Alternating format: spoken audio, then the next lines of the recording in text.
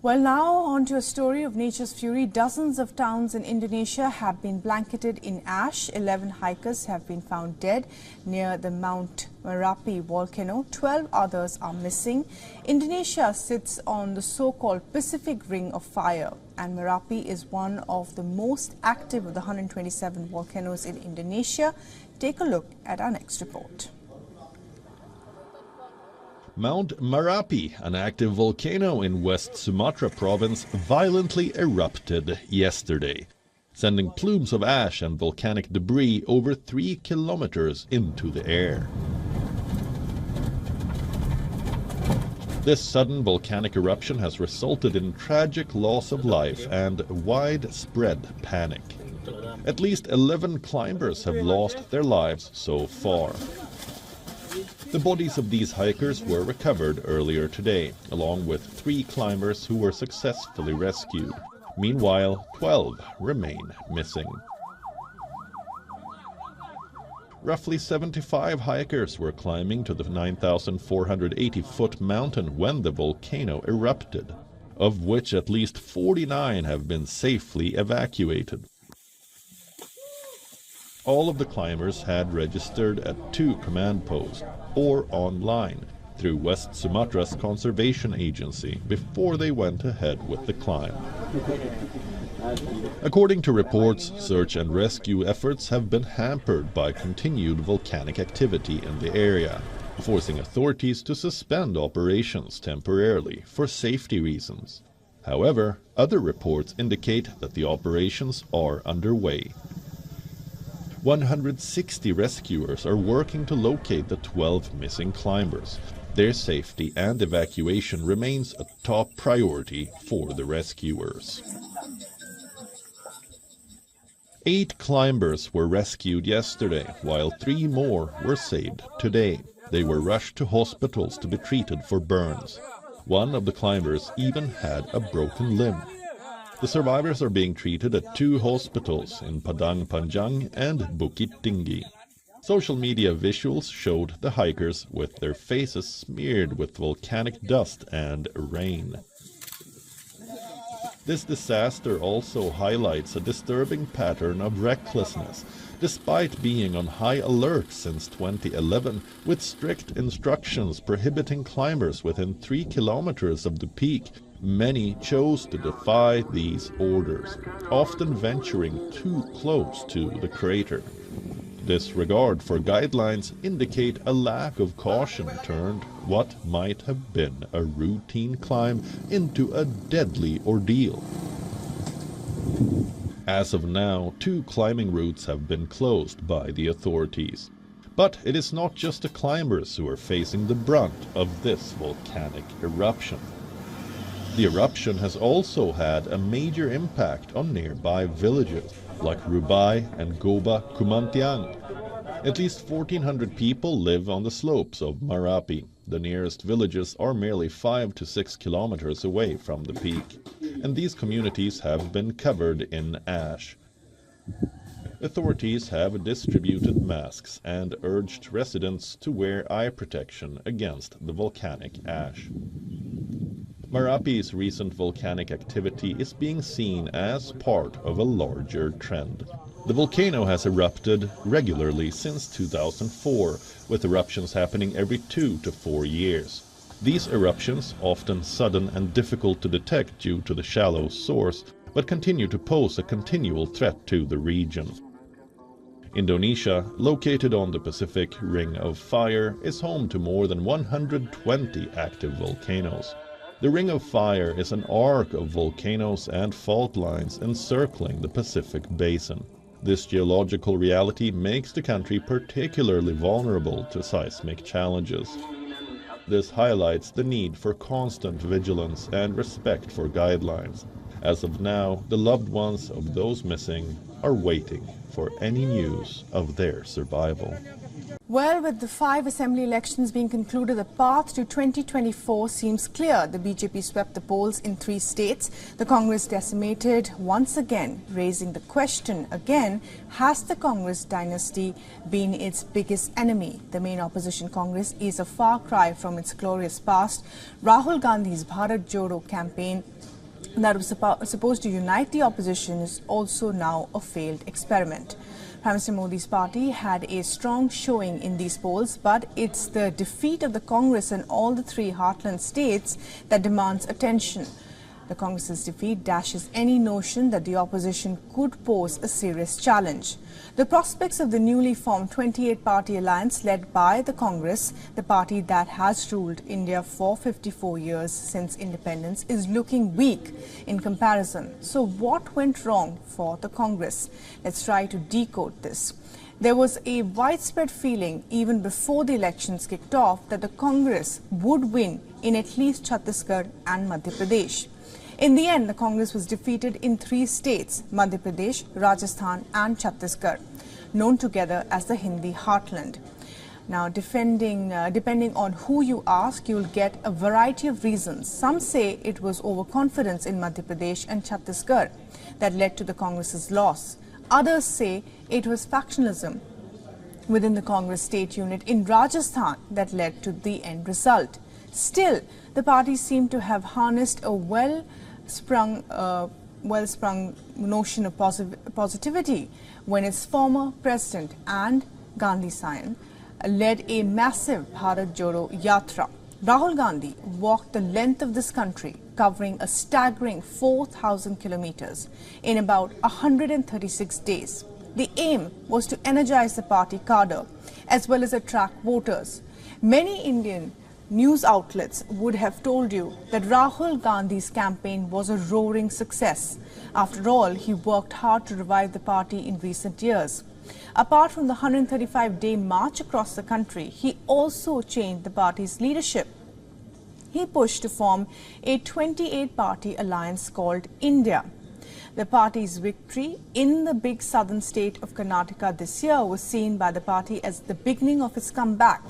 That was until Sunday's results came in, prompting the much-needed soul-searching within the party. Yes, the campaign may have helped it win in Telangana on Sunday. It is a key South Indian state. Yet, the overwhelming sense in India is that if the Bharat Jodo Yatra was such a success, the results from the recently concluded polls should have painted a different picture. That is clearly not the case. The Congress lost the elections for a variety of reasons: leadership, messaging, organization, candidates as well. Now, playing out through the local context, and each of these reasons played a part in the results. However, we focus on one more theory today. Could it be the Congress's reliance on dynasty? If all these measures haven't worked, it clearly shows that the Congress is stuck in a Rahul Gandhi trap. There's an overwhelming sense within the voters that the Gandhi family is the stumbling block to the reinvention of the Congress party. Many political analysts have said that if the Congress does away with the Gandhi dynasty, then it is set for a comeback and can take on the Modi juggernaut. They have not been wrong. Time and again, we have seen how the BJP, due to Modi's popularity, clearly has an upper hand, especially in places where there is a direct Congress versus BJP fight. And Prime Minister Modi himself has at many points blamed dynasty politics of many opposition parties for their loss in elections.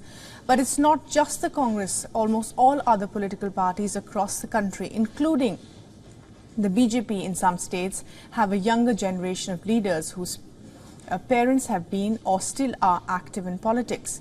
Still, the Congress's loss in elections stands out. After all, it is India's oldest political party, and all its heavyweights, known as the old guard, are in their 70s. The latest election results create uncertainty for other leaders in the Congress. They have been accused of nepotism, factionalism. Take on such leaders such as the Digvijay Singh, for example. The 76-year-old Congress veteran who wielded considerable influence in Madhya Pradesh was seen as playing second fiddle this election.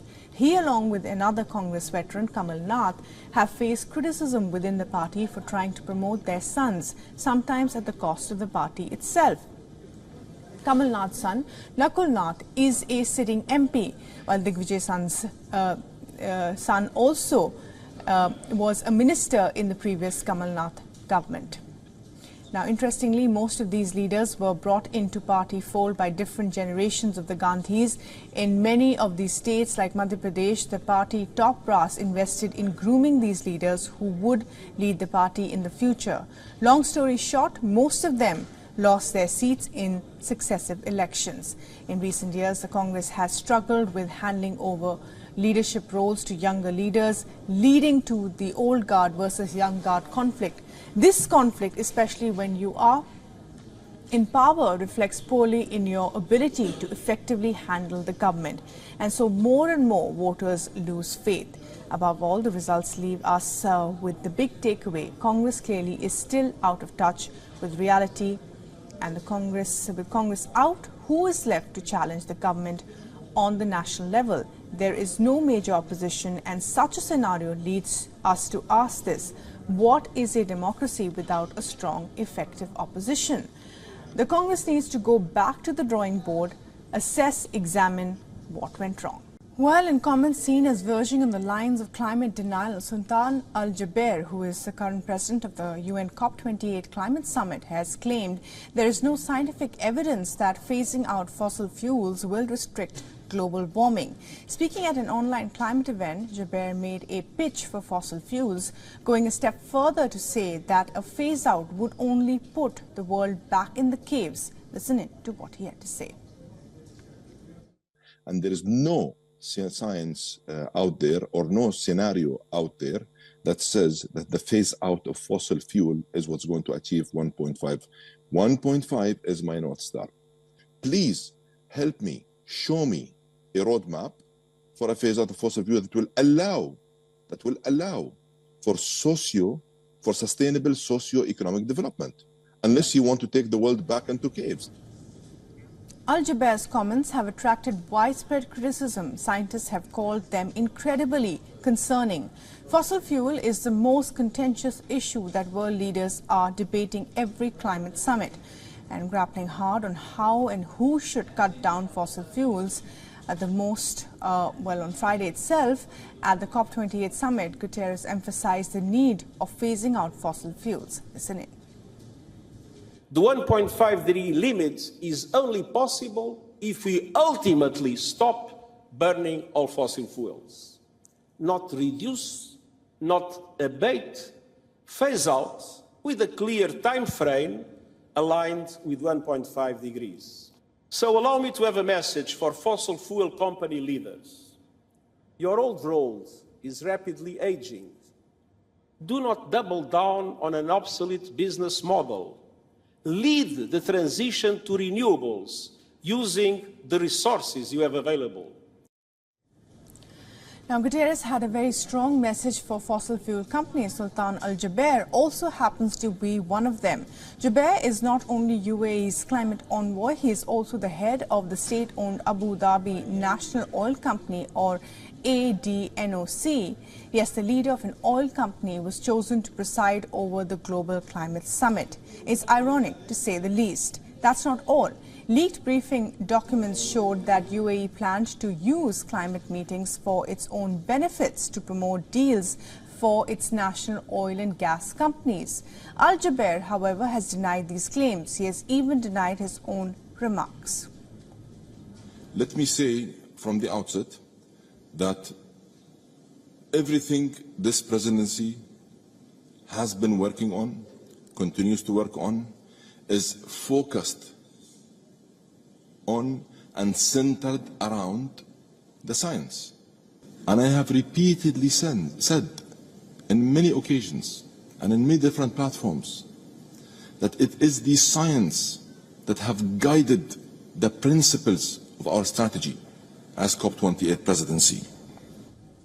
Earlier in the year, Al Jaber's team was accused of trying to greenwash his image by allegedly editing Wikipedia pages. The team reportedly tried to hype Al Jaber's role in the climate action. This quote was set to be added to Al Jaber and the Climate Summit's Wikipedia pages. Sultan Al Jaber is precisely the kind of ally the climate movement needs. The team reportedly also suggested that editors remove references to a multi-billion-dollar oil pipeline deal he signed in 2019. You see, Al Jaber's record has been spotty. At COP28, he tried to highlight the role of oil companies in climate action.